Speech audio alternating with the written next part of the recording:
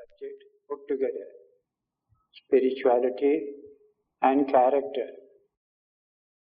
This word character comes in Western educational psychology. There is no reference to spirituality. Character is a great word. In the West, we treat it as a social phenomenon. When you are living with other people in society, the way you behave with other people to make for happiness, welfare, and total development of the people, there comes the power of character. So character is always centered in our social life. If there is no social life, there is no meaning for character. How do you react to the other individual? That interaction between two individuals or many individuals in a society, making for welfare, happiness and development. That quality is called character. In all Western thinking, this was how character was described. Some religion can enter into the making of a character, or religion need not enter at all. Without religion also, man may be a man of character. A woman can be a woman of character. So, character is centered in a socially oriented will. Your will is centered in the society, its welfare, happy relationship with other people. When you have this, then you have character. So, the strength of society comes from character. A society without character will be a very, very backward society. You can't achieve great things. So the Western conception is very valuable for us in this country, because the one thing that we lack is dealing with other human beings. We have failed in that. How to cooperate with each other, how to help each other, how to create a unity, banish poverty, backwardness, etc. We have not succeeded in that. But we were very religious.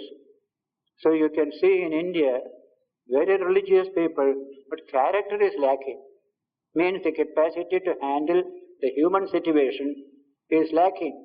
To that extent, we must take in this Western definition of character, how to deal with the human beings. In the New Testament, Jesus Christ says, if you have known me and you do not like me or love me, how can you love God whom you have not seen?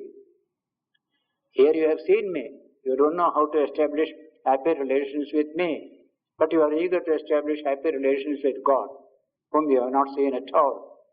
So that lesson we have to learn. The first person who you meet is the next individual. How can I live with him happily, work together in a team? Then only you can build up a society, remove its economic and other difficulties. And so, there is one very beautiful book in English, written by a famous Harvard psychologist, very popular. That book was in 1920s and 30s. Character and the Conduct of Life. Very beautiful book. So there comes the subject of character. How we deal with other human beings. We knew only to neglect other human beings or collide with him, file a suit against him. That is what we do. The villages and towns everywhere. Mogaddama, what do you call? Legal proceedings in the court. You can't settle the matter by talk with each other. There you can see the defect of character. So we had a very narrow conception of character in our society. Some little bad things he doesn't do, therefore that is character. That is not enough. A positive element of character. I deal with the other human being. He is my neighbor. I shall be friendly with him. I shall cooperate with him. Thus develop the nation, develop society, banish all these problems around us. Alone I cannot do, but together we can achieve. But togetherness needs character. The capacity to work together needs character in the individual. That includes trustworthiness, a certain consistency in behavior. Today in one way, tomorrow another way you behave. How can you have character? We can trust this person. What I saw yesterday, he is still today the same person, same character he has. I can deal with him. That kind of a stability of the psychic system centered in the will. The will is the center of character. The will. You were determined to do a thing. The strength of doing comes from that will.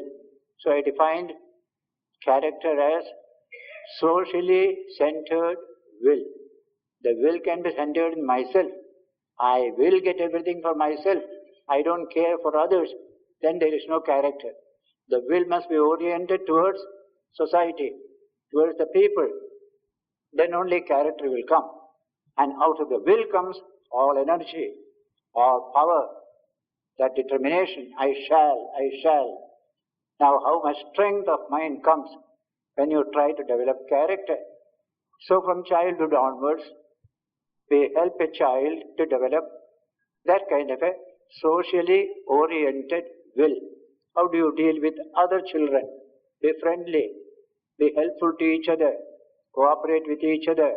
In this way, this is what we develop through character. And that is why in a football play, for example, we need character. We need to cooperate with each other. One's own play is not enough. That day, I saw in the spotlight about our football, saying the greatest weakness of our football, we have not learned to cooperate with each other of our own party. We want individual play. There is no football, mere individual play. But other people do better because they know how to cooperate with each other. So in all these matters, what you emphasize is the social context. You are not living all alone. If you are living all alone, you do not need any character development. Suppose you are alone on an island. There is nobody else there. Then why should you develop any character? You can do whatever you like. You harm nobody, you help nobody. But because we live in a society, a family and a society, we need character. That capacity to handle the human situation around you. Now this Western concept, you put it in the Indian context, you get a wonderful new insight. And what is that? This capacity for character to deal happily with other people is a spiritual capacity. Spirituality comes in there. The West did not bring the word spirituality. He only asked to train the mind in this way and the will in this way, make it humanly oriented and all that.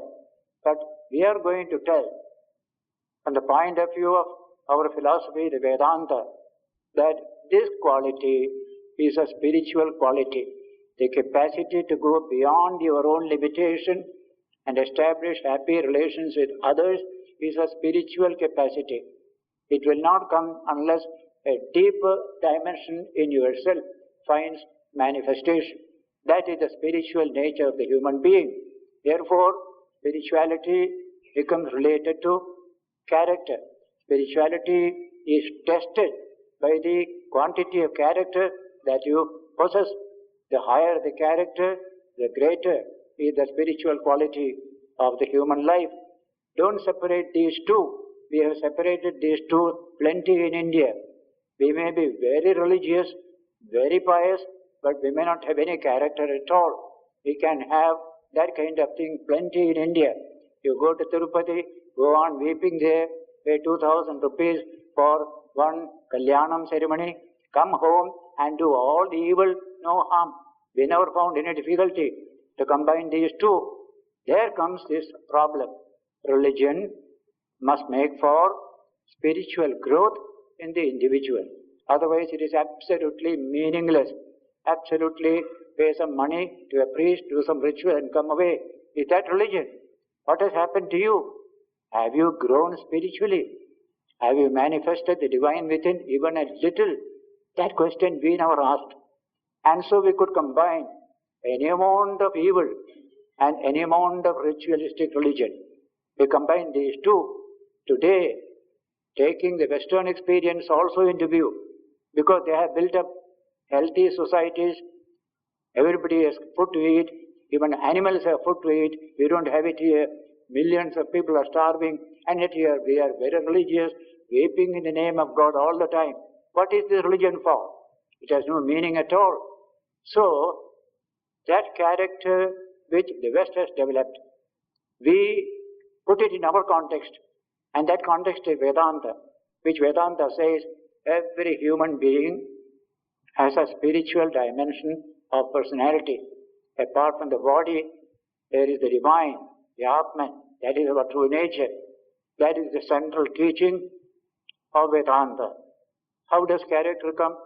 When this divine within manifests a little in your life and contact, then you have character. So, manifestation of the divinity already in man. That is religion, according to Swami Vivekananda's definition. That I went to the temple 20 times, 30 times, I donated 1 lakh rupees. That is no definition of religion. Have you spiritually developed? Have you grown spiritually? That is the test of the science of religion. So Vivekananda's definition is so scientific, manifestation of the divinity already in every human being. It is lying hidden by this body-mind complex. That body-mind complex must be detached from our true nature. With that detachment, we manifest a little of that spiritual light that is within us. Then we become concerned with the happiness of other people, trying to help other people, trying to serve other people. This capacity to go beyond your physical limitation is the manifestation of your spiritual nature. You are physically limited, spiritually unlimited. The same Atman is in me as well as in you. There is only one Atman in all beings. And so, when you transcend this physical limitation, you begin to manifest the divine that is within you. When that manifestation comes, character begins to develop. You try to have a concern for other people, other bodies. That body is suffering.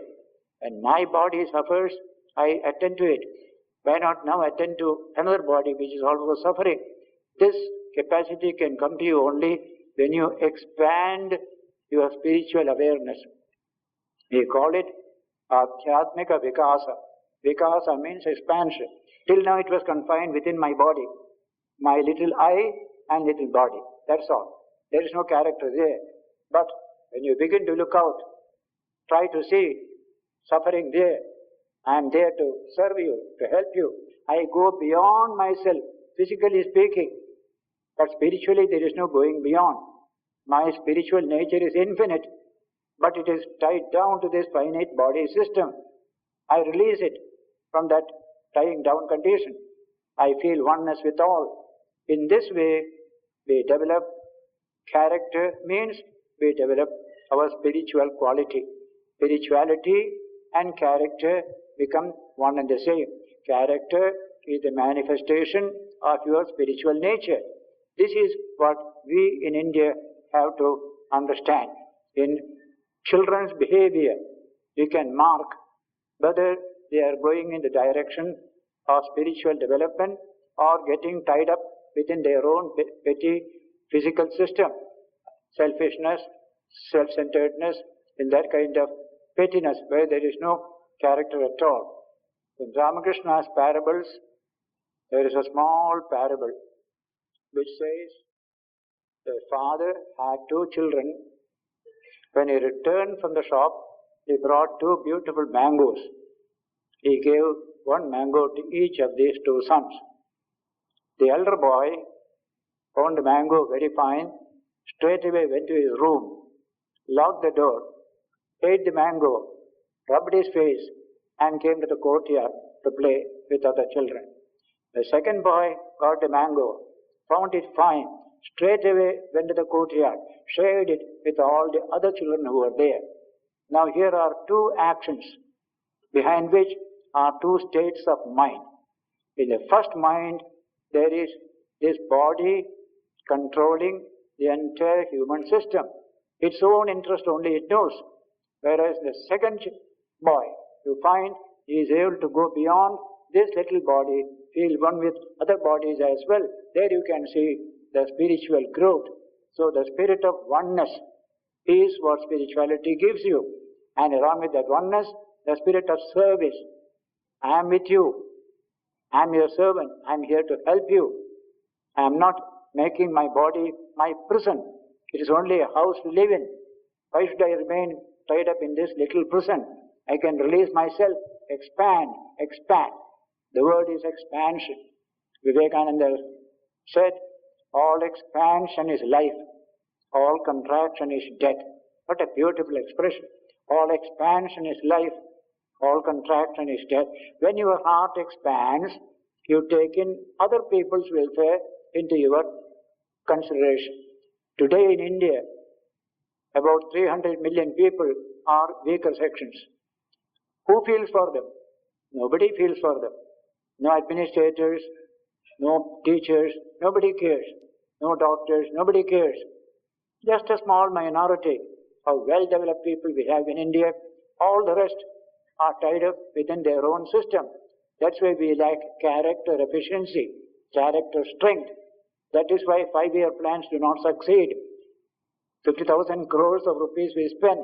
Only a small portion goes to the people. The rest are lost here and there. Why there is no character? So the nation needs today this particular quality called character. And we are here to tell you in the language of Vedanta that this character is a sign that you are growing spiritually. That you are going to temple every now and then, doing so many rituals and ceremonies is no sign that you are spiritual. Not at all. Religiosity and spirituality are not the same. A person may not go to any temple, but he will have high character. That is why even agnostics, atheists have high character. They are feeling for the people. They don't go to temples. So it is not exactly a few rituals that is the center of religion. Center of religion is spiritual growth. Do you manifest the divine within? Even a little. That will make a big change. In the Gita, Krishna said, therefore, in the second chapter, Swalpam apyasya dharmasya trayate mahato bhayat. Even a little of this dharma can save us from great fear. A little spiritual growth will make for tremendous transformation in the social situation. If all of us in India grow even a little spiritually, what a change will come. What tremendous spiritual assets will come to the nation. But if all of us go to temples, go on reciting mantras, do all these things, nothing is going to happen. We did it for 800 years.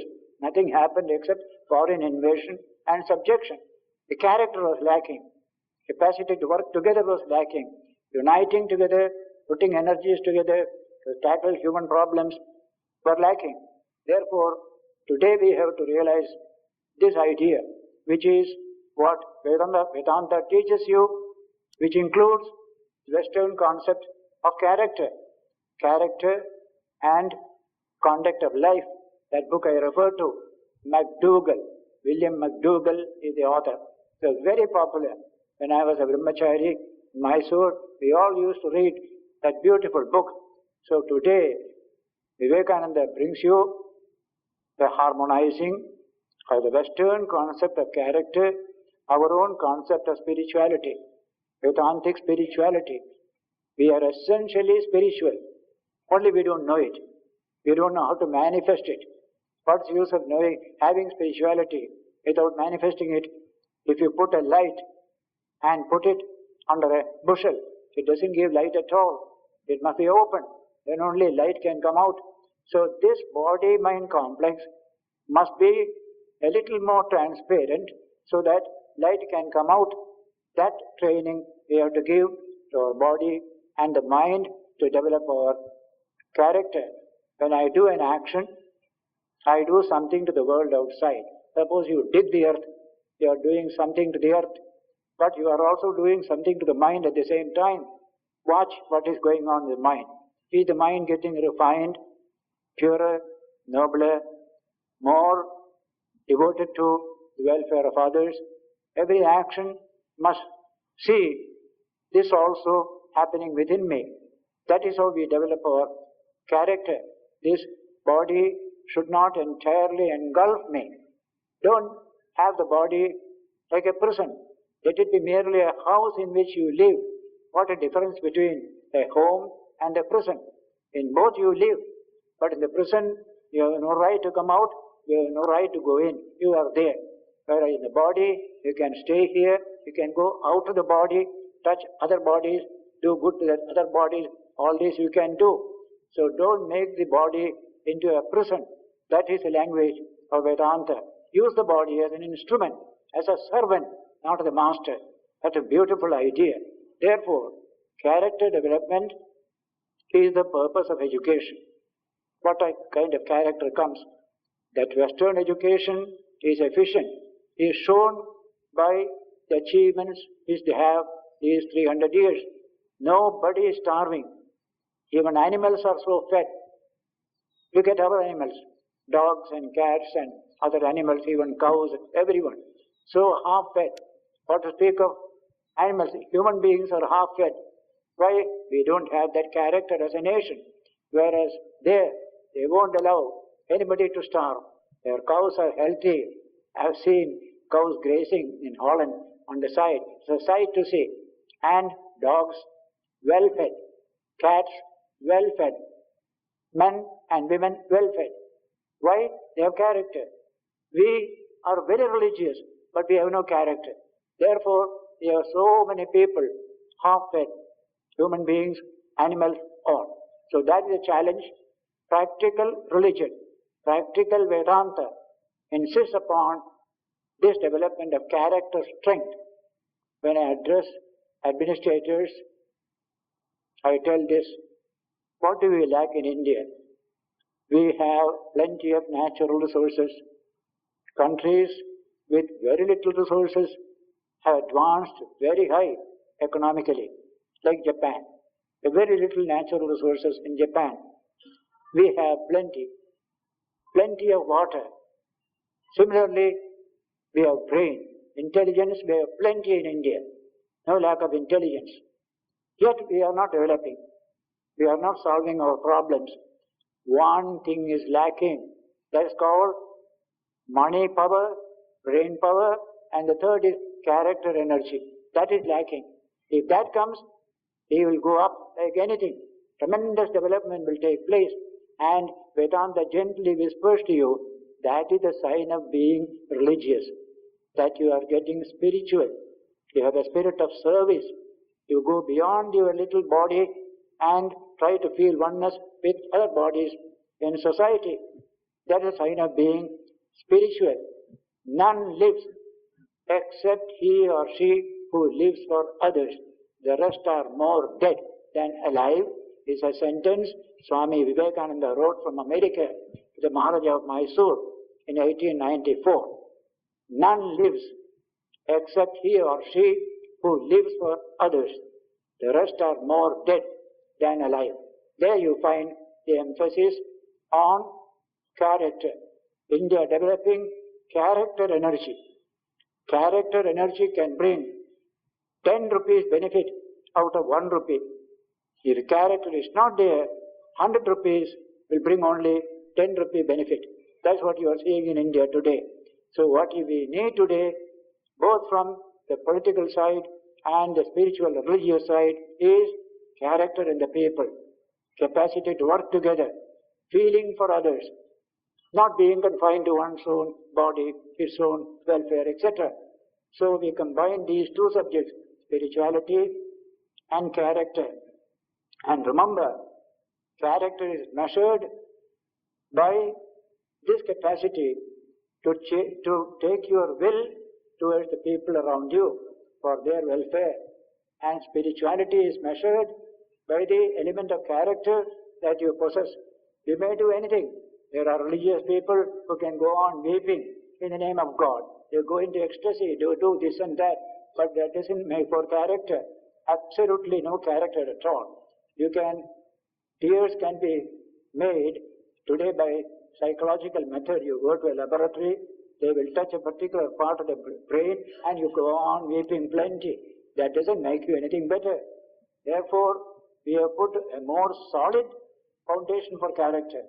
Tremendous change in the whole structure of personality is based upon the rock foundation of the Atman, the infinite, God hidden within all of us. A little touch of that divine can make a tremendous change in human behavior, human character. So, achara is the original word for conduct and behavior and character. Achara.